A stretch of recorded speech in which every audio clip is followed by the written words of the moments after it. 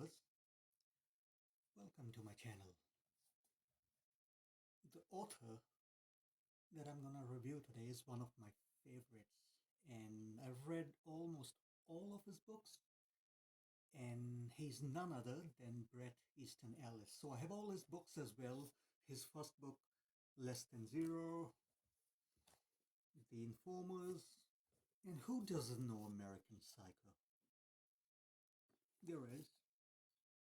This was published in 1991, and the movie was made in 2000 with Christian Bale. I think most of us have seen that classic movie. It's deemed a classic now.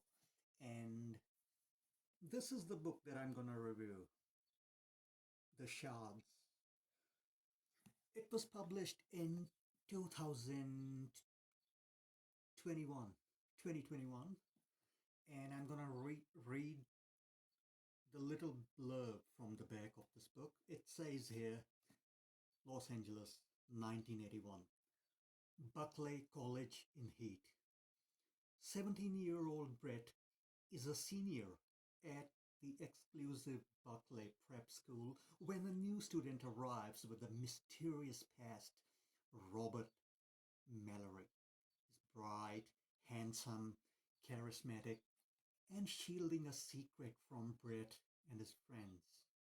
Even as he becomes a part of their tightly knit circle, Bret's obsession with Mallory is equaled only by his increasingly unsettling preoccupation with the Troller, a serial killer on the loose, who seems to be drawing ever closer to Bret and his friends, taunting them with grotesque threats and horrific, sharply local acts of violence.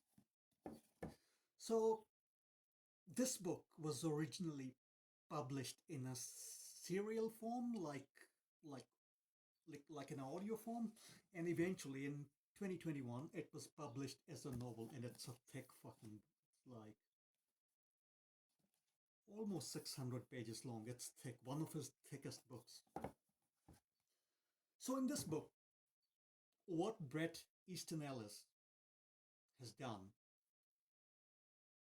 he has cast himself as the star of this book. So he tells the story when he was a 17-year-old kid at Buckley High School in Los Angeles back in 1981. He did something similar in his 2005 novel Lunar Park, which is a pseudo sequel to American Psycho, which I have reviewed on this channel. If you haven't checked it out, go and check that review. So he does something similar. He cast himself as the main character in Lunar Park. He does that again here. So this is like autobiographical, but more than 99% it's a work of fiction. Something might have happened, he says, like with his friend groups at the college, but I think the serial killer part, the Troller, is the work of fiction. So in this book starts back in early 2000s. Bret is in his 40s, and he has a fucking panic attack, thinking about the events of that year at the high school in 1981. What prompted it, what triggered it, was that he saw one of his classmates standing at the crossroads as he's driving, and he sees her, and I don't know, he doesn't want to say hi to her. It's been like decades.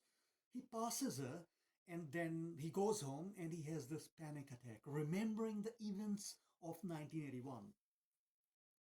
He had to call an ambulance, and he's sweating and he's really, really in a bad state, remembering the events. And a few days later, he starts to write a book. And the book becomes this book, The Shards. Great cover. It looks like a bit crumpled, but it's on purpose. It's intentional to make it look like a 1980s pulpy horror book. So what happens in the story is at the Buckley College, there's this tightly knit group of friends. Looks like I'm gonna sneeze. Anyhow, so we have Brett, 17-year-old. We have Matt Kellner. We have Ryan. I forgot the last name. We have Debbie Sheffer. We have Suzanne. We have Tom. THOM, Tom, not Tom. So it's a very tightly knit group. And they're rich kids, well to do families. And they drive fancy cars. And they do cocaine, they do drugs. They're always fucking high.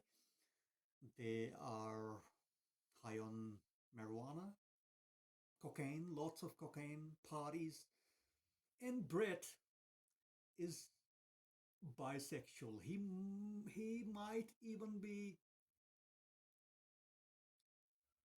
a latent homosexual, but he thinks of himself as a bisexual. He has hots for so many guys in this group. He has hots for Matt. He has crush on Ryan. He has a big crush on Tom, but he's kind of intimidated by Tom. He doesn't want to, because Tom is a very strong fucking personality. But the other two, Matt and Ryan, he regularly has sex with them, and it's very explicit. It's very explicit. And at the same time,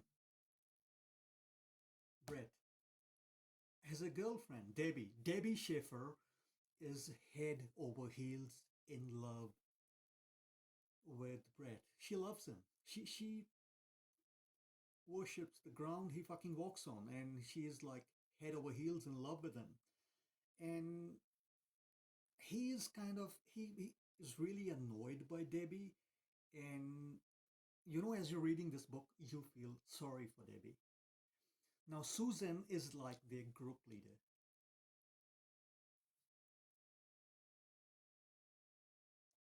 And Susan kind of knows that something is going on with Brett, that he's fucking other guys. So Susan always like, oh, I know your secret, Brett. Is this a secret? So Susan is quite clever. She's quite gorgeous. She's not dumb. But Debbie is like totally in love with Brett. But Brett is like, yeah. Even when Brett's having sex with the other, when he's having sex with Debbie, he's actually thinking of having sex with other guys. And he calls himself a tangible participant, in the normality of that time, a tangible participant. Because he don't want to come out and tell everyone I'm gay or I'm homosexual, or he just wants to have that facade of having a girlfriend. Back in 1981, different times. Even for the rich kids, flash cars, any sort of drugs at their disposal, at their shout, they can get drugs at their disposal. So, yeah, tightly knit group, like I said. And Susan is like the group leader, and she's like, I fucking something's going on with Brett. At the same time, Brett is also writing a novel, uh, Less Than Zero, 1985, his first novel that was published. So its story is in the Shards. So a kid named Robert Mallory joins the core group midterm. Now, Robert Mallory is handsome. He is charismatic. He he is basically like a young 17-year-old James Bond. And as soon as Brett sees him, he's like he's possessed. He's possessed by this urge to just possess him. He's possessed by an urge to possess him. He's like sexually aroused at the sight of Robert Mallory. But at the same time, he's fucking scared of Robert Mallory because Robert Mallory is charismatic, but at the same time, he's fucking creepy. Creepy as fuck.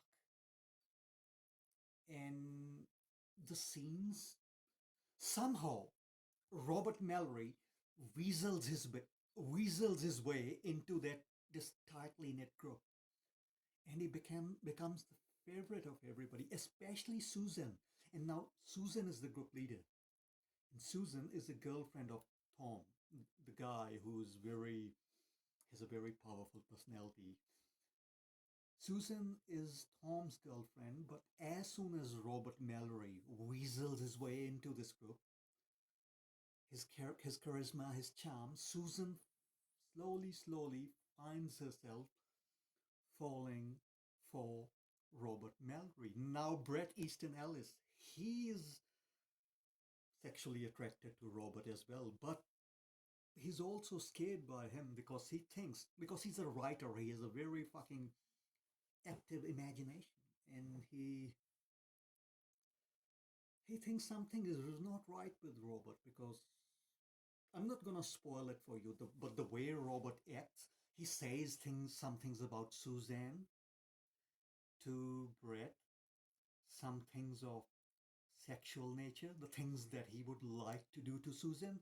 He tells that to Brett, and Brett doesn't like it because he doesn't like Robert, who's a new kid in this group, talking like that about Susan. Susan, who's actually falling in love with him. Also, at the same time, all this shit is happening. This rich kids, this is happening. There's an actual serial killer named the Trawler, who's killing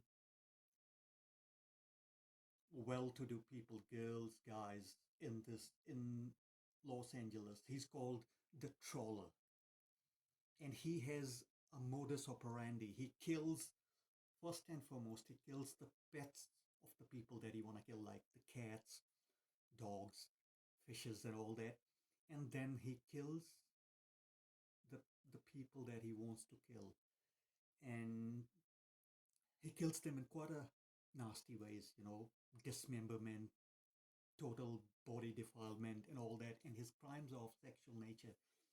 So what's going on? Troller, 70s, late 70s, 80s was the time of the serial killers, Ted Bundy, Ed Gein, what was that clown? John Wayne Gacy? Yeah, he was around that 80s, late 80s. Dahmer, all that time, serial killer, full on rage, going everywhere. And US particularly, serial killers everywhere. The other guy, Henry Lee Lucas, the one, that movie Henry, Portrait of a Serial Killer, was about him. So yeah, all that time, early 80s, serial killer was in the rage, man. I mean, what the fuck? So yeah, in the book we have a fictional serial killer called the Trawler. Now, Robert Mallory, the new kid, does some things that make Brett think that the Trawler is actually Robert fucking Mallory. That's why, despite being sexually aroused in his presence, despite finding Robert Mallory irresistible and being sexually, magnetically attracted to him, he's also totally scared of him because in his mind, Brett thinks Robert Mallory is actually the Trawler. That's where the plot thickens. And the scenes with Robert Mallory are very atmospheric, and there's lots of foreshadowing going on. There's lots and lots of foreshadowing going on.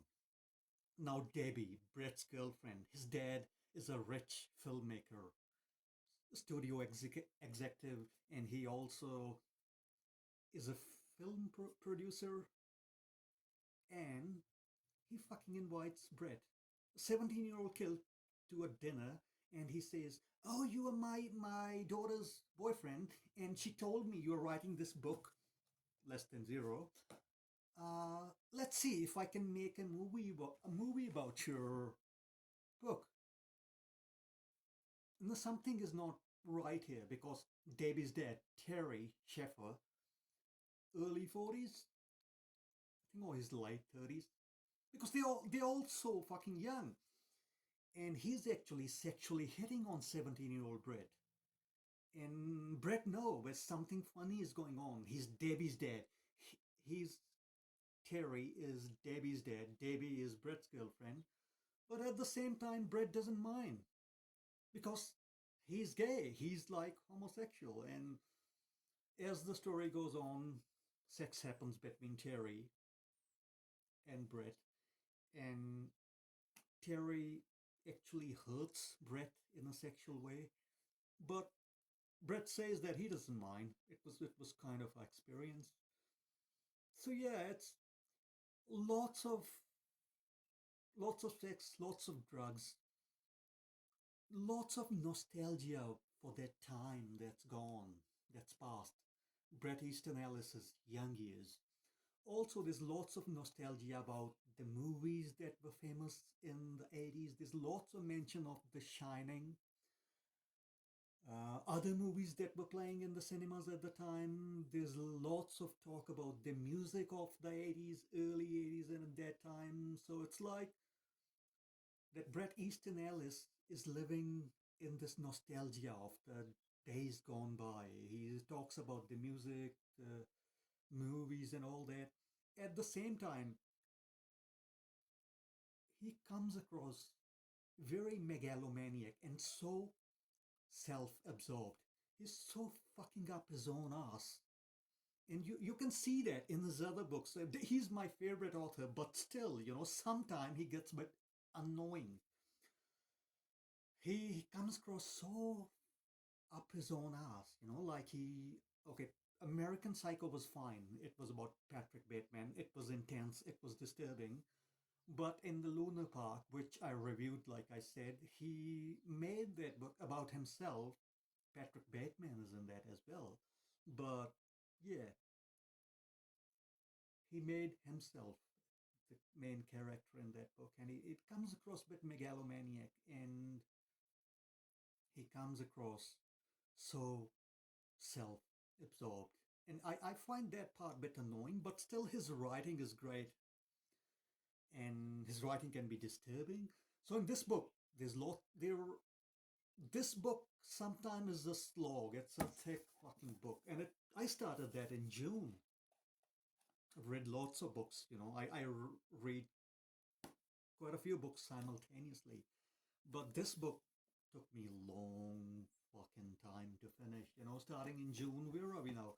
July, August, September, October, November. So it's 5 fucking months. So it took me a while. So it is boring in the past because there's so much teenage fucking gossip. So much gossip about his group. Oh yeah, we know about Debbie, we know about Susan, we know about Tom. Now move on with the fucking story. Okay, the Robert Mallory's there, but it's not all bad. It's good too. Towards the end of the book, it's a tragic kind of end, but it gets quite atmospheric, and I'm sure you guys will be locking your doors and windows at night reading this book. It gets quite creepy. It gets quite disturbing at the end. The rating wise, I will rate it not higher than 6.5. It's not better than American Psycho. I still think American Psycho is his best book. Luna Park is close second. Less Than Zero was pretty good too, his first book. But this is like, with my rating, I think it's fourth best book, and I will rate it 6.5, not higher. So yeah, long book, thick book.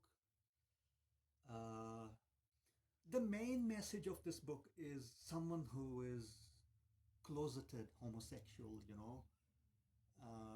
or gay, and how it was, even being rich, even being these flash kids with the flash cars in one of the best high schools in Los Angeles. Still, Bret has to deal with being gay, but at the same time, to appear normal, having this girlfriend, Debbie. Like, times changed around 2000 and they're still changing, but back in the early 80s, he still had to deal with being gay or being homosexual or being latent homosexual, and still deal with the consequences of coming out at that time and keeping a facade with Debbie Sheffer. And I felt sorry for Debbie because, like I said, Debbie loves him. She worships the ground he fucking walks on. And even when he's having sex with Debbie, he's thinking of having sex with his with the boys in the group like Matt Kellner or Ryan. He's thinking of sucking their cocks instead of focusing on Debbie, and you feel so sorry for Debbie. And yeah, you have to read this book and to get the gist what I'm saying. So with that said, have you read this book? Have you read any books by Bret Easton Ellis? How would you rate them? How would you rate this one? Any thoughts? Leave your thoughts in the comments below. I would love to know. And if there is any book that you would want me to review, I will review Less Than Zero soon. But there's any other book you want me to review, leave the title of the book in the comments below and I will get to that book as soon as I can. In the meantime, keep on reading great fiction, keep on reading great horror fiction, and stay weird. Bye for now. Cheerios.